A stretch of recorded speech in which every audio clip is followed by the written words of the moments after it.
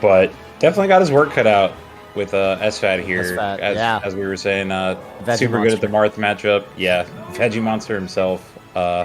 With a ton of practice, obviously, throughout the years against Kevin Toy, PPU's Marth. So that helps a lot. I feel like anytime you're that close of a doubles partner with someone, you're going to be good at the matchup of the character that they play, for sure. Yeah, and he's done well versus PPU over the years too. Like their history. Whoa, crazy up B there. Yeah. Don't let the Zane memes fool you, because I think we've realized at this point Zane's just a little bit of a different beast. You know, you can't really judge someone too harshly. We should be judging him more on the fact that he's making it to Zane to play him that often. But okay, tough break there for Ty at the ledge. But you know, still getting warmed up in the set. Right. Something that I do notice from Ty, and you know, having played him myself over the years a lot, I think for him, when I watch his playstyle with Marth, it's interesting. I feel like sometimes he overcomplicates a little bit. Yeah, I definitely have gotten that vibe too, where it seems like he has a simpler option to complete an edge guard or confirm a kill, and he sometimes gets a little too fancy with it, but I think it's kind of just how he is as a player, where the quote-unquote complicated option just occurs more naturally to him, just with the way that he's learned the game, you know? I'm kind of the same way, to be honest with you. Oh, almost got SFAT with that ledge drop near there. Yeah, he's very, as you can see right here, it's interesting because he swings his sword a lot. I was talking about, you know, like in the Fox matchup, see, that could have been probably a counter. Counter, I think, would have, well, with the angle that SFAT went for, I think it would have just killed him, but he was trying to really account for all of the, you know, notch angles or whatever, and SFAT does eke by him. Okay, but no jump here. Okay. Ooh. Okay. Wow. Yeah, SFAT going for the side B. Oh, this could be scary. Wow. Oh, wow. Yeah, it's always a little bit ambiguous there. Right. If that was a roll. But he made it look like he might pop up onto the level, so, you know, he made it a little bit of a 50-50, and he won the 50-50. For sure. Very, you know what I mean? So far, very forward air, nair, down tilt heavy, neutral. Not a ton of dash dance grab. Not really looking for that much dash dance grab, which is kind of, you know, the bread. Yeah, but it's kind of, it seems to be kind of working out for him. I think as far as SFAT plays the neutral, he's going to be looking for those dash dance grabs for sure. So swinging a little bit is opening up some stuff for Ty. Oh, yeah, crazy close first game. Ooh, wow, like that. Okay. Oh, wow. A little bit late on that shield drop. Could have gotten a launcher there. That's gonna barely whiffed. Yeah, and I thought he might go for the down air. Right. Tries to go for that tipper forward smash again. Maybe not going for the most direct path for the kill sometimes. Ooh. And SFAT probably thought he was going to grab ledge there and was gearing up for a ledge dash, it looks like. Okay, wow. Cute little combo. Not going to do it yet, though. I like the edge cancel, but SFAT's so ready for everything here. Uh-oh. Okay. This is scary stuff. Oh, man. SFAT does approach the ledge there, but does it pretty safely and grabs ledge. Yeah, so that's a scary spot, as we've known since the days of, you know, M2K versus Shiz. Is on the last stock against Marth. Does not matter what the damage discrepancy is. You probably don't want to go to the edge in general, but SFAT safely able to get over there, push him off stage, and complete the edge guard. So sometimes it does work out. Yeah. All right, now we've got Final Destination, classic Marth counter pick, of course. I gotta tell you, based off that first game, I think both players are still. It looks like they're both still getting warmed up. There are a lot of flubs on both sides. Yeah. I saw Ty kind of rolling around. You know, he was like getting accidental rolls. I think he was trying to like shield stop wave dash or something. Yeah. Okay, that should be an easy. Oh, he gets the tipper forward air, but. Uh-oh. Okay. Yeah. Back on stage. That's a big break for SFAT, who's definitely going to be down bad at the beginning, but now he might be able to take this first stock. Wow. And smartly staying on ledge this time, after we talked about in the previous game where he could have had an edge guard with the roll, and Ty clearly good at making it ambiguous whether he's going to end up on stage or ledge, and SFAT kind of adapting to that, just holding ledge that time, but does finally lose his first stock. Oh, could be a big game here. Oh, man. He goes straight up, dodging the counter. Yeah, and Ty maybe had time to go down there and really confirm that kill, but playing it relatively safe. sometimes that comes back to haunt you, especially in a matchup like this. You don't, against a player like SFAT, you might not get too many of those opportunities, so you really got to try to capitalize. Yeah. Oof. Okay. Pushed off stage again. Oh, I like the turnaround up tilt. Yeah. And the issue with edge guards like that is even if you make it back to the stage, he took so much damage in the process, and now he's at up smash kill percent. Yep. Or that. Around there. Ouch. SFAT actually just kind of getting more mileage than Marth, honestly, out of these offstage situations. Yeah. Oh, into a massive lead, SFAT. All right, well, get warm. Okay. Yeah, I was thinking this. Oh my God! Wow, what a tech! He's been on the punching. Oh my God! He definitely has. Let me tell you. You know, I think this game was going to be a sign of who warms up first, and I think SFAT. You know, this is something that actually Logan gives SFAT so much praise for. SFAT has such a good ritual of getting warmed up at tournaments. He has a practice routine. He's very into, physical fitness, right? Right. Coach Bobby's got him on that, that athlete routine, right? And so I feel like if I'm looking at a set where both players are playing a little sloppy, SFAT is going to pick it up first. And we're seeing it right now. Chances are, they definitely do a great job of kind of linking physical health with mental health, right? As kind of a philosophy that they have. And it works out really well. Oh, wow. Catches him.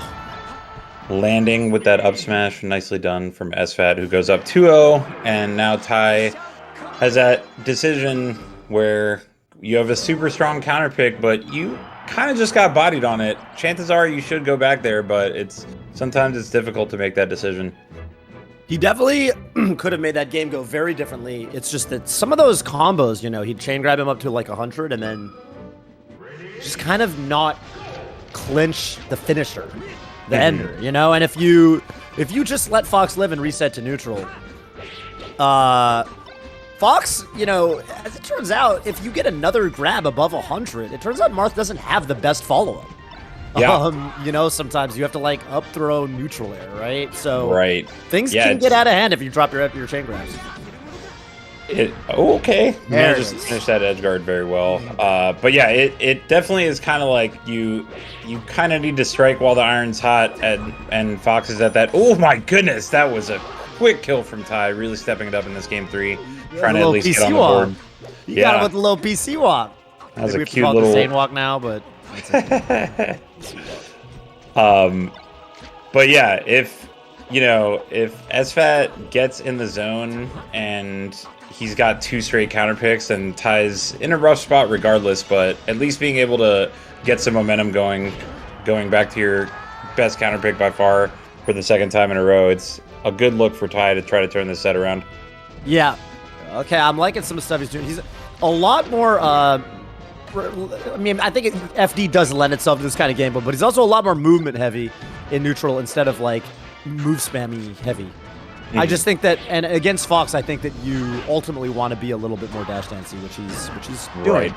But SFAT just looks like he's got so much preparedness on these edge guard situations, doing these up smashes to close out these stocks at exactly the right percent.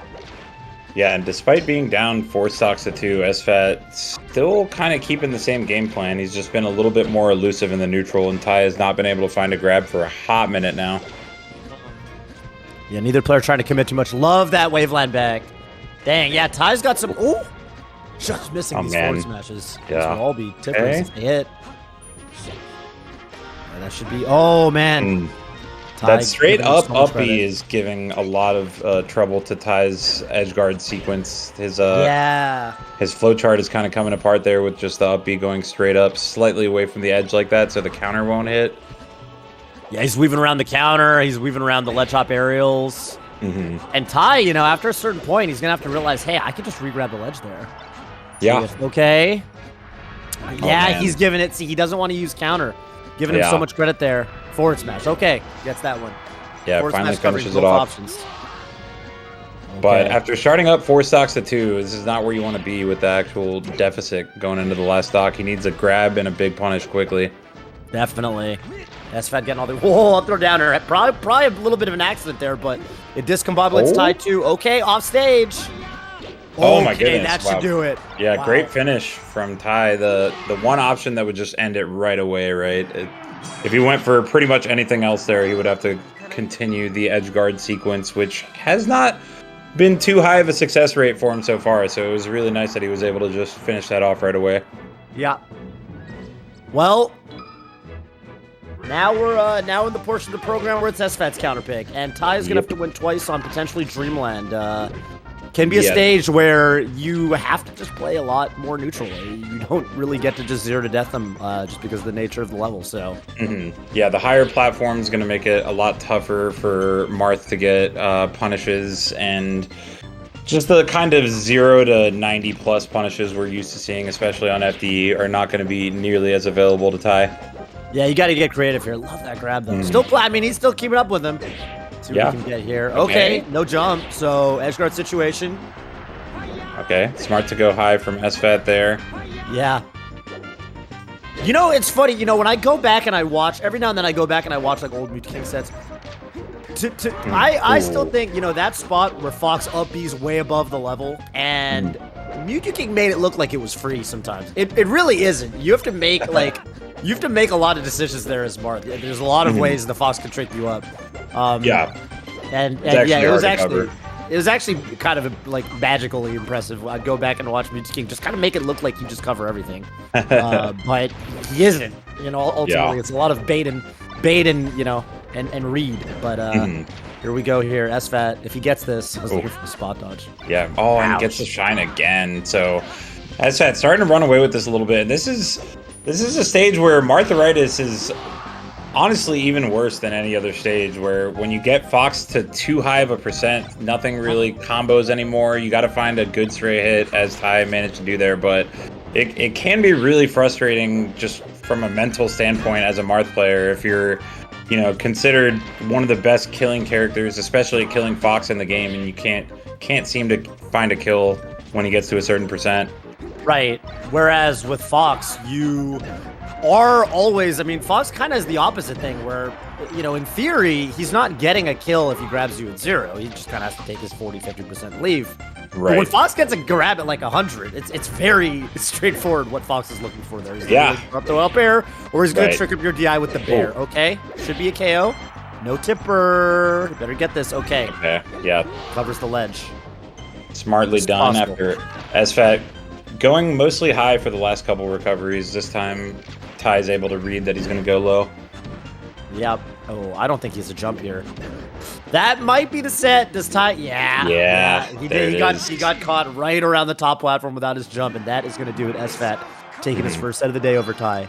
You know, I think not necessarily an unexpected outcome. SFAT, I mean, just extremely practiced at the matchup, but yeah, I mean, and to Ty's end, I wouldn't be too torn up about that one, because if he uses that, if he uses that set as like, okay, you know, like if he